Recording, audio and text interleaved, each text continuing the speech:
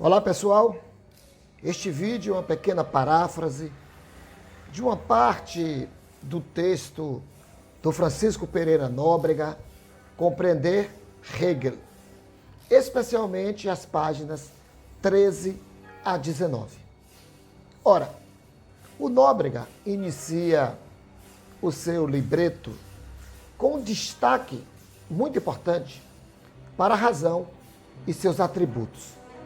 Desse modo, ele divide a sua exposição em 6 partes. Primeiro, ele apresenta uma distinção entre a causa e a razão. Ele faz isso de forma bastante breve. Depois, ele apresenta uma explicação da totalidade pela causa, a partir de exemplos. Na sequência, ele faz uma explicação da totalidade a partir da razão. Depois, ele demonstra que a razão não é uma coisa. Na sequência, ele destaca um caráter universal e abstrato da razão. E, por fim, ele encerra essa espécie de capítulo demonstrando que a razão é autoexplicativa, ou seja, a razão se explica a si própria.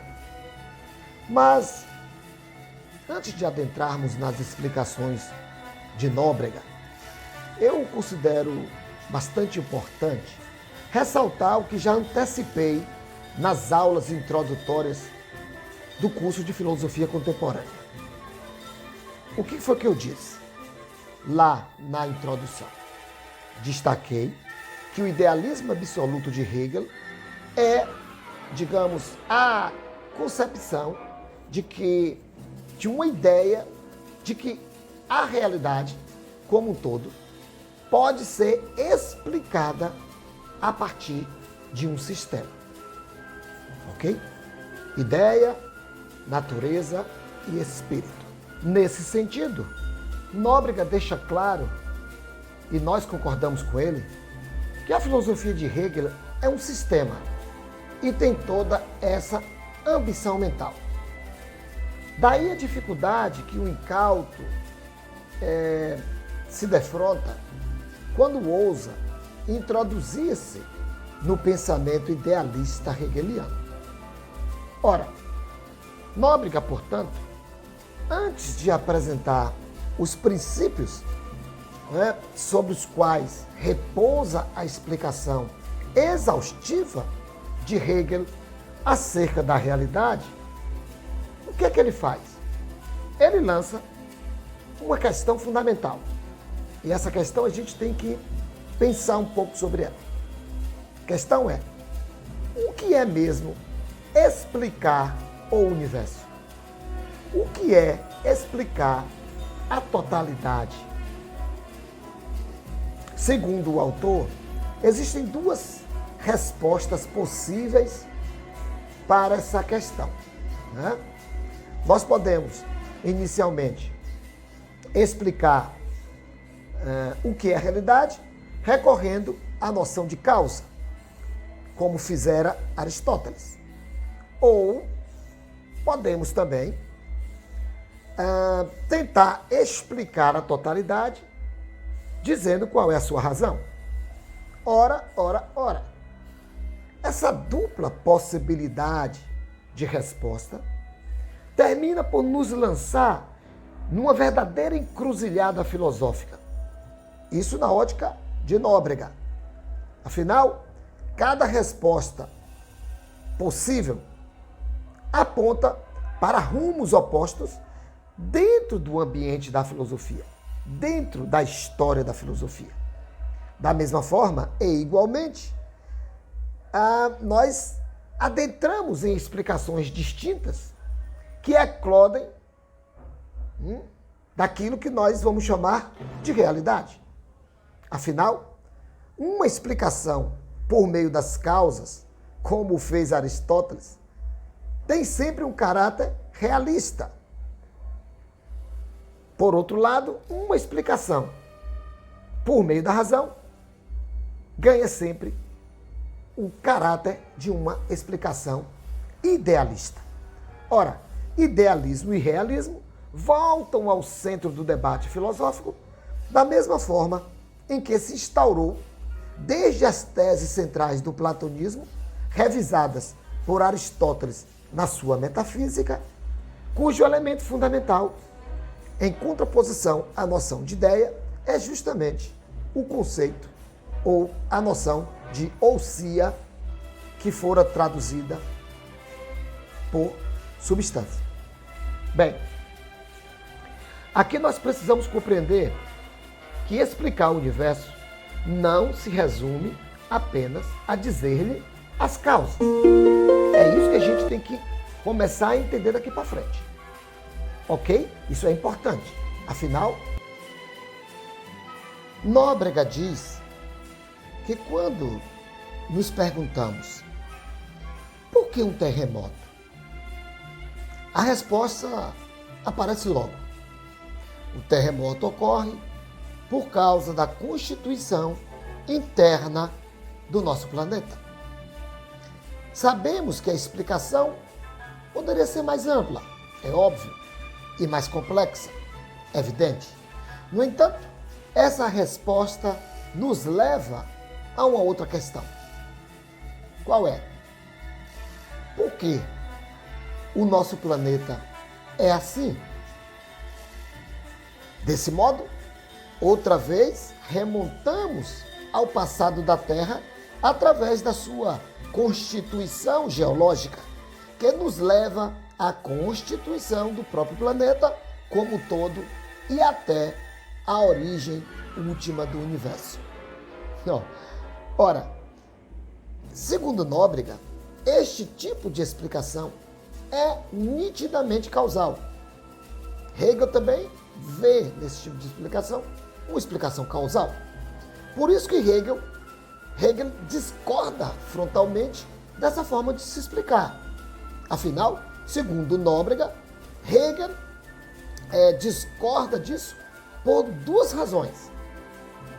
Afinal, para o filósofo, essas razões são bastante óbvias. Primeiro, porque nada está sendo de fato explicado. Afinal, cada causa leva a outra causa que também pede explicação. A primeira explica a segunda explica a terceira explica a quarta e assim indefinidamente. Piligra é o pai de Maria, Lorival é o pai de Piligra, José é o pai de Lorival e assim a gente chega indefinidamente, sempre adiando a explicação primeira. Hegel acredita que não estamos explicando absolutamente nada. O que nós estamos fazendo é adiando a explicação. Afinal, o resultado dessa dedução é evidente. Há um certo momento, para se pôr um ponto final a esta caminhada, sem explicações, se tem de falar em uma causa que seja a causa de si própria. Lembre-se do motor imóvel de Aristóteles. O problema é que para Hegel, uma causa de si soa um tanto quanto absurdo. Disso decorre a segunda razão para se rejeitar a via causal. Vejamos qual é o exemplo que Nóbrega nos apresenta.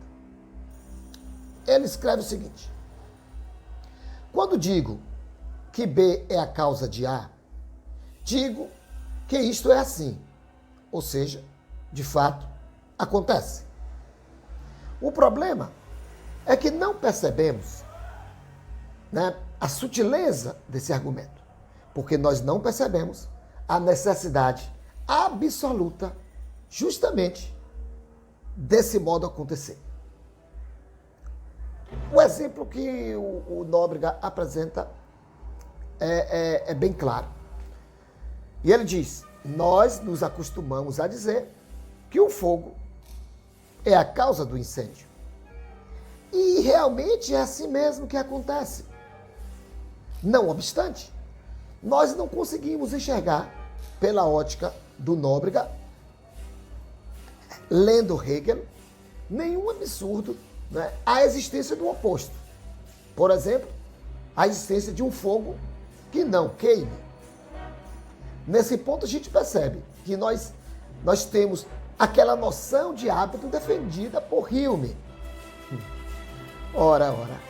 No entanto, segundo o próprio Hegel, o mesmo não se pode aplicar quando eu digo, ou quando nós podemos dizer, que 1 mais 1 é igual a 2. Afinal, pode soar bastante absurdo acreditar que 1 mais 1, ou 1 em 1, seja mais ou menos que 2. Logo, a gente nota que no caso do fogo, constatamos algo que sempre se verificou desse modo, embora nada nos convença de que necessariamente deve sempre assim acontecer. Não obstante, no segundo exemplo, o absurdo se mostra logo evidente, pois 2 mais 2 não pode deixar de ser 4.